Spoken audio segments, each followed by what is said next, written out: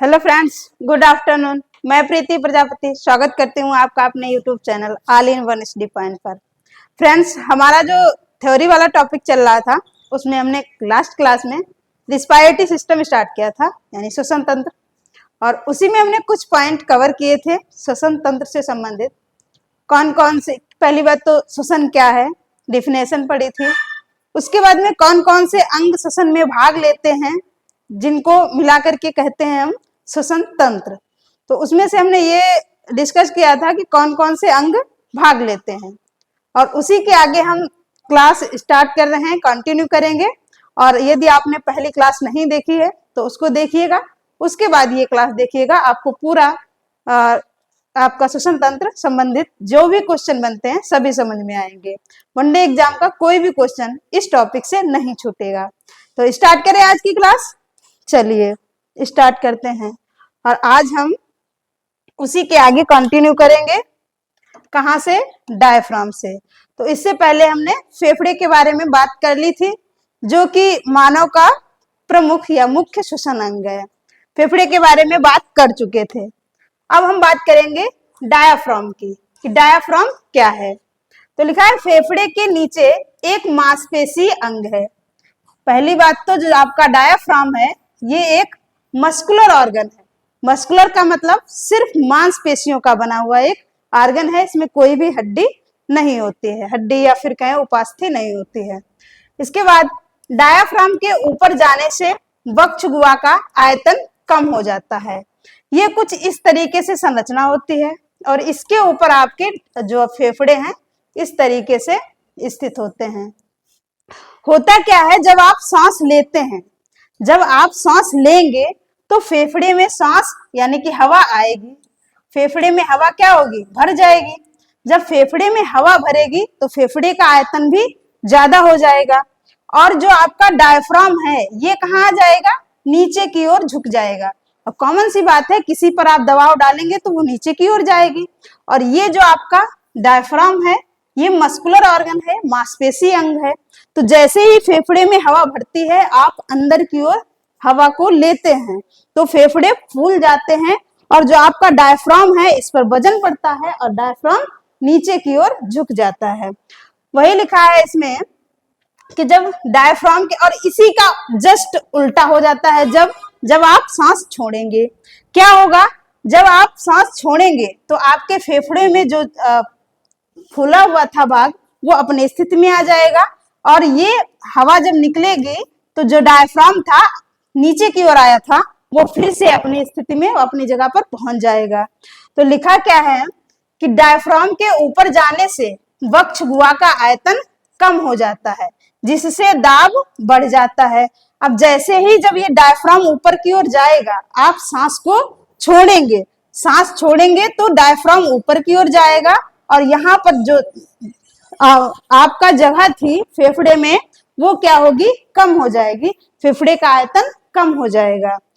इसी तरीके से दूसरा पॉइंट लिखा है डायफ्राम के नीचे आने से। जब डायफ्राम नीचे आता है, आता कब है? तो वक्ष गुहा का आयतन बढ़ जाता है। जब आपका डायफ्राम नीचे आता है कब? जब आप सांस लेते हैं, जब फेफड़े में सांस आती है, हवा आती है, तब आपका डायफ्राम नीचे की ओर आता है, और यहाँ पर जो आपका आयतन था ये बढ़ जाता है। यही लिखा हुआ है कि डायफ्राम के नीचे आने से वक्ष गुहा का आयतन बढ़ जाता है। अगला पॉइंट और कैसे समझ सकते हैं आप? जब हम सांस लेते हैं तब डायफ्राम नीचे की ओर खिंचता है। जब हम सांस लेंगे और फेफड़े में सांस भर जाएगी, हवा भर जाएगी, और तो आपका ये जो है क्या बोलेंगे, डायफ्राम नीचे की ओर आ जाएगा। जस्ट इसका उल्टा कब होगा? जब सांस छोड़ते हैं तब डायफ्राम ऊपर की ओर खिंच जाता है, और पुनः यहाँ से फेफड़े से बाहर की ओर सांस चली जाएगी, यानी कि हवा आपकी निकल जाएगी, तो डायफ्राम जो नीचे की ओर झुका हुआ था इस तरीके से फिर से अपनी स्थिति में पहुंच जाएगा। ये बात हुई है डायफ्राम की, कि डायफ्राम की स्थिति क्या होती है जब आप सांस लेते हैं और सांस छोड़ते हैं। तो आई होप आपको डायफ्राम के बारे में समझ में आया होगा। आगे लिखा हुआ है इंस्पायरेशन। तो हमने कल बताया था ब्रीदिंग। ब्रीदिंग क्या है? सांस। तो ब्रीदिंग दो तरीके से होती है। एक है आपका इंस्पायरेशन, सांस जब आप अंदर की ओर ले रहे होते हैं, और दूसरा होता है एक्सपायरेशन, जब आप सांस को छोड़ रहे होते हैं। श्वसन की क्रिया अलग है और सांस अलग है, इतना याद रखेंगे। श्वसन क्या होता है, जब किसी कोशिका में ग्लूकोज ग्लूकोज ऑक्सीजन से अवक्रिया करता है, यानी कि ग्लूकोज का ऑक्सीकरण होता है, तब ये श्वसन होता है जहां पर ऊर्जा बनती है। क्या क्या बनता है, तो कार्बन डाइऑक्साइड, जल और साथ ही साथ आपकी एटीपी यानी कि ऊर्जा बनती है। इसको आप कहेंगे रिस्पायरेशन, श्वसन। जबकि जो आप वायु अंदर ले रहे हैं और छोड़ रहे हैं, ये है आपकी ब्रीदिंग, सांस। तो ब्रीदिंग में आप पहला प्रोसेस करते हैं इंस्पायरेशन का, जब आप सांस लेते हैं। क्या बोलेंगे, जब आप वायु लेंगे, जब वायु लेते हैं तो इसमें आप कितनी क्या लेते हैं, देखिएगा मात्रा। ऑक्सीजन की यानी O2 की जो मात्रा होगी वो कितनी होगी, 21%। जो वायुमंडल में आपको पता है कि ऑक्सीजन की मात्रा कितनी है, 21%, और वायुमंडलीय ही वायु हम लेते हैं, तो उसमें जो 21% होगा वो क्या होगी, ऑक्सीजन होगी। दूसरी बात, कार्बन डाइऑक्साइड कितना होता है, तो 0.03%, ये है आपका कार्बन डाइऑक्साइड की मात्रा। और नाइट्रोजन कितना होता है, 78%, 78%। ये आपने वायु जब ली इनकी, यानी कि अंदर की ओर आपने सांस ली, तब आपका ऑक्सीजन, कार्बन डाइऑक्साइड और नाइट्रोजन की ये मात्रा थी। इसके बाद आपने सांस को छोड़ा, उसमें क्या हुआ, जिसको बोलते हैं एक्सपायरेशन, वायु छोड़ना, वायु छोड़ना। इसमें क्या हुआ, जो ऑक्सीजन थी वो वापस कितनी आई, 16 से 17% लगभग में। ली कितनी थी, 21%। आई कितनी वापस, 16 से 17%। तो आपने ऑक्सीजन की कितनी मात्रा ग्रहण की, लगभग 5 से 6%। इतनी ही ऑक्सीजन हम लेते हैं अपने यूज में, यानी हमारी कोशिकाएं इतनी ही ऑक्सीजन ग्रहण करती हैं, बाकी की वापस चली जाती है। कार्बन डाइऑक्साइड की मात्रा जब आपने वायु ली थी उसमें कितनी थी, 0.03%। जबकि जो आपने सांस छोड़ी है उसमें कितना परसेंटेज है, तो 4% लगभग, यानी 4% जो आपका कार्बन डाइऑक्साइड सा वापस आया। अब सोचना यह है कि आपने जो वायु ली थी उसमें 0.03% ही कार्बन डाइऑक्साइड थी, जबकि जब आप सांस छोड़ रहे हैं उसमें आपकी 4% है। तो ये इतनी कार्बन डाइऑक्साइड कहां से आई, सोचना इसमें कुछ नहीं है। इससे पहले हमने बताया था कि जो श्वसन है, यानी जो हमारी कोशिकाएं हैं, वो ग्लूकोज का उपयोग करती हैं, जो आपकी शर्करा जो आप खाते हैं, और यहीं से उनको एनर्जी प्राप्त होती है। कैसे, जब आपने वायु ली, वहां से ऑक्सीजन जो 4 से 5% आपने यूज की है, इसी का यूज करके कोशिकाएं क्या करती हैं, ग्लूकोज को तोड़ती हैं। जब ग्लूकोज इससे जुड़ता है तो क्या होता है, यहाँ पर कार्बन डाइऑक्साइड बनता है, और ये कार्बन डाइऑक्साइड हमारे शरीर को बिल्कुल भी नहीं चाहिए होता है। तो यही जो कार्बन डाइऑक्साइड आपके शरीर में बनता रहता है जब ऑक्सीजन ग्लूकोज से जुड़ता है, तब यही मात्रा आपके शरीर में ज्यादा बढ़ जाती है, और यही आपको वापस जब आप छोड़ते हैं तब आती है। समझ में आया होगा। उसके बाद आपका जो नाइट्रोजन है, ये एज इट इज जितना लेते हैं उतना छोड़ देते हैं, क्योंकि नाइट्रोजन की हमें कोई भी जरूरत नहीं होती है। इतनी सी बात और समझिएगा कि ये आदान प्रदान गैसों का होता कैसे है।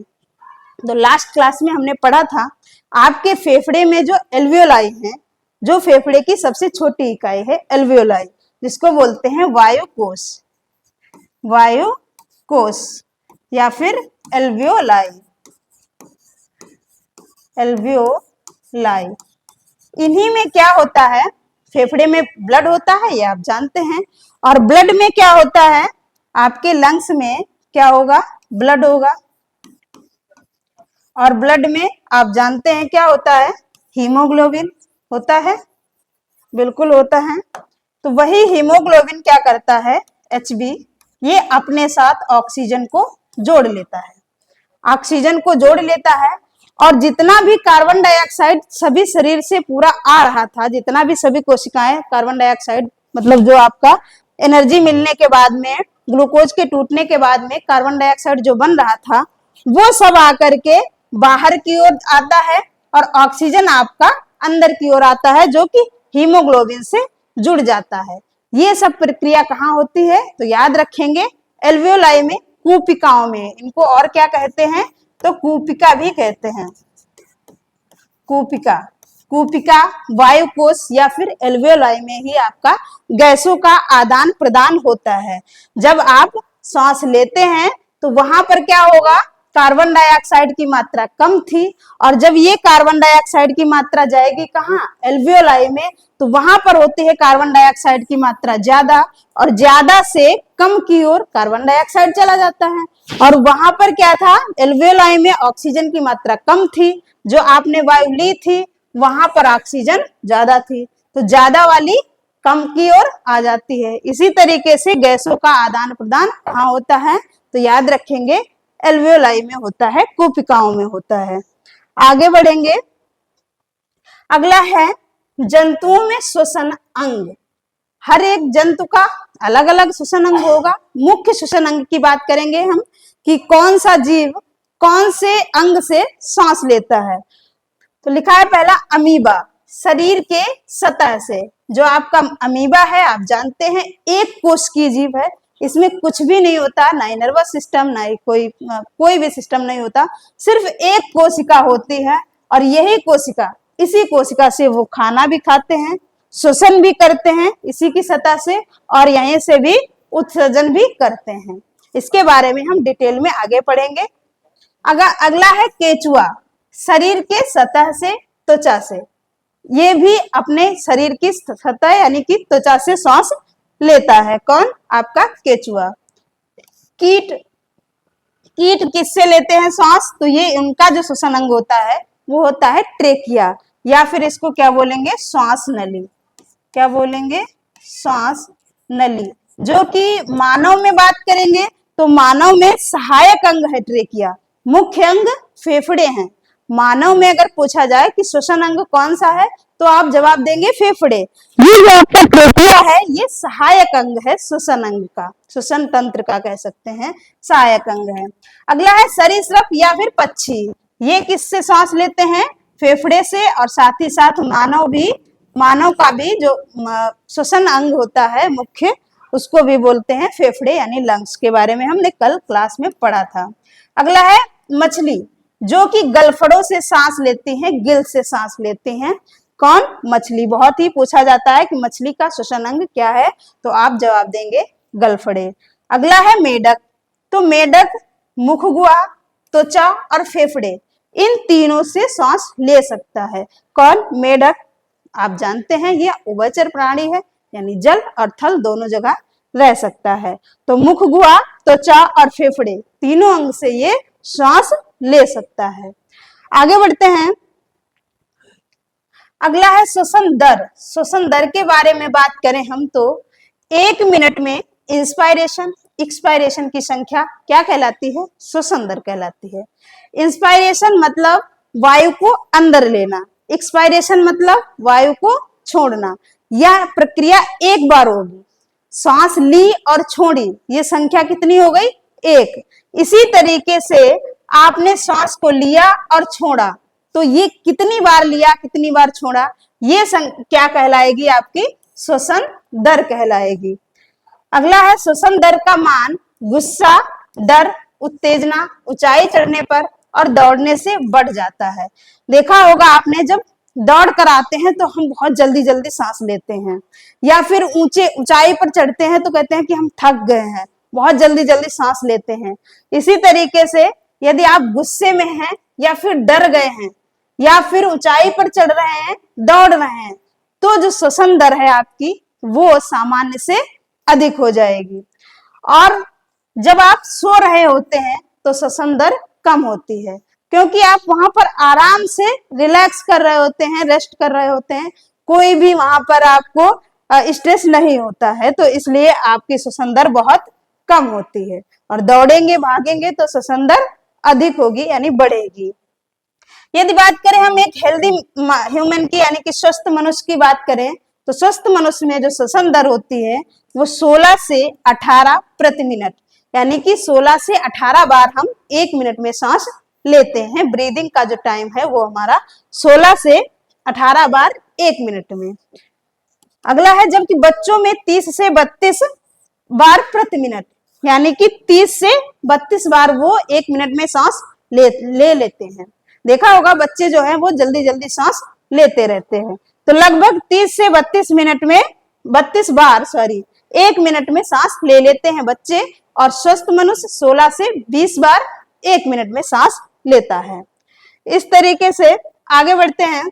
अब हम पढ़ेंगे श्वसन के प्रकार, कि जो श्वसन है, रिस्पायरेशन है, इसके टाइप्स क्या क्या है, कितने प्रकार का श्वसन होता है। तो याद रखेंगे, पहला है आपका ऑक्सीश्वसन, जिसको बोलते हैं एरोबिक रिस्पायरेशन। क्या बोलेंगे? Aerobic respiration. एरोबिक रिस्पायरेशन क्या होता है? इसमें ऑक्सीश्वसन, या फिर इसे ही हम साथ में कहेंगे ऑक्सीश्वसन या फिर वायवीय श्वसन। क्या बोलेंगे? वायवीय श्वसन। वायवीय श्वसन, ऑक्सीश्वसन या फिर एरोबिक रिस्पायरेशन। क्या होता है? जब श्वसन ऑक्सीजन की उपस्थिति में होता है, जब श्वसन की प्रक्रिया किसके साथ हो रही हो? ऑक्सीजन की उपस्थिति में हो रही है। जैसे कि आपका जो ग्लूकोज है ऑक्सीजन की उपस्थिति में टूटता है, तो ये इस तरीके का जो आपका श्वसन है ये क्या होगा? ये होगा ऑक्सीश्वसन। क्या बोलेंगे? ऑक्सीश्वसन, एरोबिक रिस्पायरेशन या फिर वायवीय श्वसन। इसमें क्या होता है? ऑक्सीश्वसन में ग्लूकोज का पूर्ण ऑक्सीकरण होता है। जो आपका ग्लूकोज टूटेगा वो पूर्ण रूप से टूटेगा। किसमें टूटेगा? तो आप जानते हैं, कार्बन डाइऑक्साइड, जल और यहाँ पर एटीपी। याद रखेंगे जो वायवीय श्वसन है यहाँ पर ऊर्जा अधिक मिलती है। तो कितनी मिलती है? याद रखेंगे 38 एटीपी। 38 एटीपी, 38 मॉलिक्यूल्स ऊर्जा के मिल जाते हैं। किसमें? आपके ऑक्सीश्वसन में, क्योंकि यहाँ पर ग्लूकोज का पूर्ण दहन हो रहा है, पूर्ण ऑक्सीकरण हो रहा है।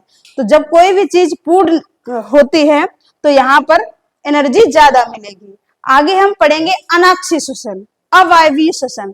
वहां पर ऊर्जा बहुत ही कम मिलेगी। तो इस तरीके से याद रखेंगे कितनी? 38 एटीपी ऊर्जा मिलती है। किसमें? वायवीय श्वसन में, ऑक्सीजन की उपस्थिति में होता है। आगे बढ़ते हैं। अगला है वायवीय श्वसन मानव, पक्षी, जानवर आदि में होता है। जो आपका ऑक्सीश्वसन है या बोले एरोबिक रिस्पायरेशन किसमें होता है? तो मानव में भी ऐसा रिस्पायरेशन होता है, पक्षियों में भी वायवीय श्वसन होता है, जानवरों में भी ऐसा ही श्वसन होता है, साथ ही साथ जितने भी कीट पतंग हैं इनमें भी वायवीय श्वसन होता है। यह ऑक्सीजन की। अगला है नंबर 2 हमारा कौन सा टाइप है? तो याद रखेंगे अवायवीय श्वसन या फिर अनॉक्सी श्वसन। इंग्लिश में बोले तो एनएरोबिक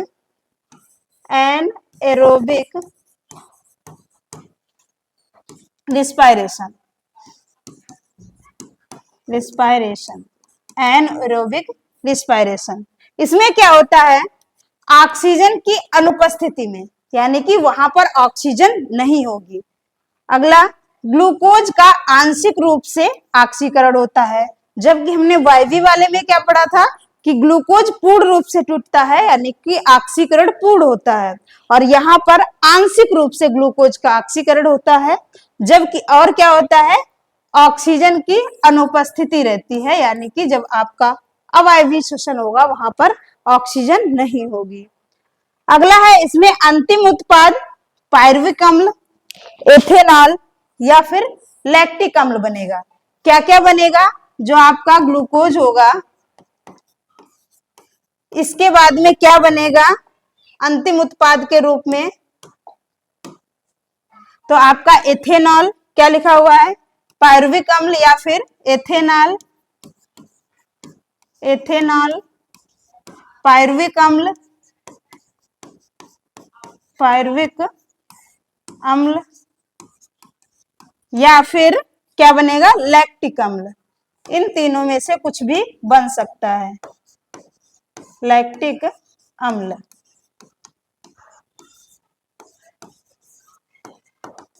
तो जो अभी हमने पढ़ा था वायवीय श्वसन, वायवीय श्वसन में ग्लूकोज टूटता था ऑक्सीजन की उपस्थिति में, क्या बनता था, कार्बन डाइऑक्साइड, जल और ऊर्जा।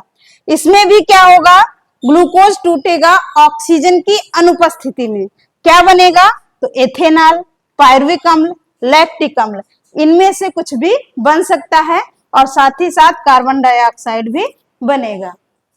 तो समझ में आया, अंतिम उत्पाद क्या होगा, पायरुविक अम्ल, लैक्टिक अम्ल और एथेनॉल। इसके बाद में आगे बढ़ते हैं, लिखा है यह प्रक्रिया कोशिका द्रव्य में पूर्ण होती है। याद रखेंगे जो आपका अनाक्षी श्वसन है, यह प्रक्रिया कहाँ हो रही है, अनाक्षी श्वसन कहाँ होगा, तो साइटोप्लाज्म में होगा, यानी कोशिका द्रव्य में होगा, जबकि वायवीय श्वसन माइटोकॉन्ड्रिया में होता है। याद रखेंगे वायवीय श्वसन, वायवीय श्वसन की प्रक्रिया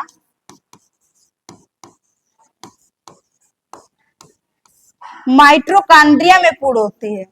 कहा, माइटोकॉन्ड्रिया, माइटोकॉन्ड्रिया यानी सूत्र कणिका में पूर्ण होती है, माइटोकॉन्ड्रिया में पूर्ण होती है, जबकि आपका अनाक्षी श्वसन कहाँ पूर्ण हो रहा है, साइटोप्लाज्म में कोशिका द्रव्य में पूर्ण होता है। अगला लिखा हो, और साथ ही साथ याद रखेंगे जो कवक, जीवाणु और किण्वन की प्रक्रिया, किण्वन की प्रक्रिया क्या होती है, यहाँ पर शराब का निर्माण किया जाता है, यानी एथेनॉल, एथिल अल्कोहल या एथेनॉल कहें, क्या बोलेंगे, C2H5OH, इसे ही बोलते हैं एथिल अल्कोहल या फिर एथेनॉल। क्या बोलेंगे, एथिल अल्कोहल या फिर एथेनॉल। क्या होता है, यहाँ पर ग्लूकोज को तोड़ा जाता है, किससे, बिना ऑक्सीजन के, यानी इस तरीके से इसको ढका जाता है कि वहां पर वायु ना पहुंचे, तो वहां पर इसको एथिल अल्कोहल बनाया जाता है, यानी शराब बनाई जाती है, और इस प्रक्रिया को हम कहते हैं किण्वन की प्रक्रिया, यानी किण्वन कहते हैं। और जीवाणु और कवक में भी याद रखेंगे कैसा श्वसन होता है, तो अवायवीय श्वसन होता है, एनएरोबिक रिस्पायरेशन होता है, जो कि कहाँ पूर्ण होगा, साइटोप्लाज्म, कोशिका द्रव्य में पूर्ण होगा। और आपका वायवीय श्वसन कहाँ होगा, तो माइटोकॉन्ड्रिया में पूर्ण होगा, याद रखेंगे अच्छे से। अगला है महत्वपूर्ण बिंदु, इसमें क्या है, श्वसन को, मस्तिष्क का श्वसन तंत्र को, जो आपका रिस्पायरेटरी सिस्टम है, इसको कंट्रोल कौन करता है, कौन सा मस्तिष्क का कौन सा भाग, क्वेश्चन में बहुत ही पूछा जाता है कि श्वसन तंत्र को मस्तिष्क का कौन सा भाग नियंत्रित करता है, कंट्रोल करता है, तो आप बताएंगे मेडुला ओब्लंगाटा, जो कि पश्च मस्तिष्क का भाग होता है। क्या याद रखेंगे, मेडुला ओब्लंगाटा। अगला है श्वसन प्रक्रिया, एक है आपका श्वसन तंत्र यानी कि रिस्पायरेटरी सिस्टम, उसको कौन देख रहा है, उसको कौन कंट्रोल कर रहा है, तब आप बताएंगे मेडुला ओब्लंगाटा। और दूसरा है श्वसन प्रक्रिया, यानी कि आपके श्वसन प्रक्रिया में जल्दी हो रही है, देर में हो रही है, कैसे हो रही है, इसको कौन नियंत्रित करता है, तब आप बताएंगे पोन्स वेरोलाई, जो ये भी पश्च मस्तिष्क का भाग है। कौन नियंत्रित करेगा, तो पोन्स वेरोलाई। जब पूछा जाए श्वसन प्रक्रिया को कौन नियंत्रित करेगा, तो पोन्स वेरोलाई, और श्वसन तंत्र को तो मेडुला ओब्लंगाटा, याद रखेंगे। अगला है श्वसन का अंतिम उत्पाद, जो आपका श्वसन होता है वायवीय श्वसन, इसका अंतिम उत्पाद क्या बनता है, तो कार्बन डाइऑक्साइड, जल और साथ ही साथ एटीपी, ऊर्जा। एक पॉइंट और याद रखेंगे आपके अवायवीय श्वसन में जो एटीपी बनती है यानी ऊर्जा बनती है, ये बहुत कम बनती है, 2 मॉलिक्यूल्स लगभग बनते हैं अवायवीय श्वसन में, जबकि वायवीय श्वसन में कितने बन रहे थे, तो आप याद रखेंगे 38, यानी कि 38 मॉलिक्यूल्स बन रहे थे एटीपी की, और आपका अवायवीय श्वसन में सिर्फ 2 मॉलिक्यूल्स बनते हैं, 2 एटीपी बनती हैं, इतना याद रखेंगे। और आपका अगर पूछा जाए श्वसन का अंतिम उत्पाद क्या है, तब आप बताएंगे कार्बन डाइऑक्साइड, जल और एटीपी, ये श्वसन का अंतिम उत्पाद है। साथ ही साथ एक पूछा जाता है श्वसन वर्णक। क्या पूछा जाता है? श्वसन वर्णक। तो श्वसन वर्णक में याद रखेंगे हीमोग्लोबिन। क्या याद रखेंगे? हीमोग्लोबिन, क्योंकि हीमोग्लोबिन यानी इसी में आपका जो हीमो शब्द है ये लाल रंग को प्रदर्शित करता है, यानी इसी के कारण आपका रक्त का रंग लाल होता है, और यही हीमोग्लोबिन से ही आपका ऑक्सीजन जुड़ता है। तो हीमोग्लोबिन ऑक्सीजन में बहुत ही महत्वपूर्ण भूमिका निभाता है, और इसे कहते हैं हम श्वसन वर्णक के नाम से भी जानते हैं आपका हीमोग्लोबिन। अगला है श्वसन मापक यंत्र। श्वसन की जो आपकी प्रक्रिया है इसको हम मापते किससे हैं, तो आपका वो यंत्र है, याद रखेंगे स्पायरोमीटर। स्पायरोमीटर से हम श्वसन दर को मापते हैं। अगला है श्लेष्मा झिल्ली की सूजन। श्लेष्मा झिल्ली में अगर सूजन आ जाती है तो उसको हम क्या कहते हैं? ब्रोंकाइटिस कहते हैं। ये एक तरीके का रोग है। ये थे आपके महत्वपूर्ण पॉइंट्स, इंपॉर्टेंट पॉइंट्स थे। इस तरीके से हमने जो आपका पूरा श्वसन तंत्र है, रेस्पिरेटरी सिस्टम है, इसको कवर कर लिया है। सबसे पहले हमने क्या पढ़ा था कि वायु कहाँ से आती है? नोज से आती है। नोस्ट्रिल से होते हुए आपकी कहाँ आएगी? फेरिंग्स में आएगी, यानी ग्रसनी में आएगी, जो कि आपका पाचन तंत्र और श्वसन तंत्र का कॉमन हिस्सा होता है। उसके बाद लैरिंक्स से होते हुए ट्रेकिया में आएगी। ट्रेकिया जब 2 भागों में विभाजित होती है तो इसको क्या कहते हैं? तो ब्रोंकस या फिर ब्रोंकाई कहते हैं। और ब्रोंकाई फिर से कई शाखाओं में डिवाइड हो जाती है, इसको हम ब्रोंकोल्स कहते हैं। और ब्रोंकोल्स जो है ये आपके गोल गोल संरचनाएं बनाते हैं ग्रेप्स नुमा, उनको हम एल्वेओलाई यानी कोशिकाएं कहते हैं। और यहीं पर आपका जब वायु मिलती है तो यहीं पर होता है गैसों का आदान प्रदान। जो आपकी कार्बन डाइऑक्साइड यहाँ से आ रही थी, यहाँ जो कार्बन डाइऑक्साइड आपके बन रही थी ज़्यादा, वो कहाँ जाएगी? वापस, और वहाँ से जो आपकी ऑक्सीजन आई थी ये हीमोग्लोबिन से जुड़ जाती है, और रक्त क्या करता है? उसी हीमोग्लोबिन, उसी ऑक्सीजन युक्त ब्लड को पूरे शरीर में पहुँचा देता है। ये काम करता है आपका ब्लड। तो इस तरीके से, और हमने फेफड़े के बारे में भी पढ़ा था। जो आपकी जो फेफड़े की बाहरी झिल्ली होती है इसको प्लूरा झिल्ली कहते हैं। यदि ब्रोंकाई में सूजन है तो इसको क्या बोलेंगे? ब्रोंकाइटिस बोलेंगे। इस तरीके से हमारा पूरा आपका रेस्पिरेटरी सिस्टम समाप्त होता है। अगले वीडियो में हम नेक्स्ट चैप्टर लेकर आएंगे। तो आपके जो श्वसन तंत्र था, रेस्पिरेटरी सिस्टम, इससे 2 क्लास में हमने कवर किया है। अगर पहली वीडियो आपने नहीं देखी है तो उसे भी देखिएगा, और फिर आज की क्लास देखिएगा। आपको जो श्वसन तंत्र है ये बिल्कुल समझ में आएगा। अगर क्लास अच्छी लग रही है तो कमेंट जरूर करें, और वीडियो को लाइक करना ना भूलें। चैनल पर नए हैं तो चैनल को सब्सक्राइब करें। Thank you.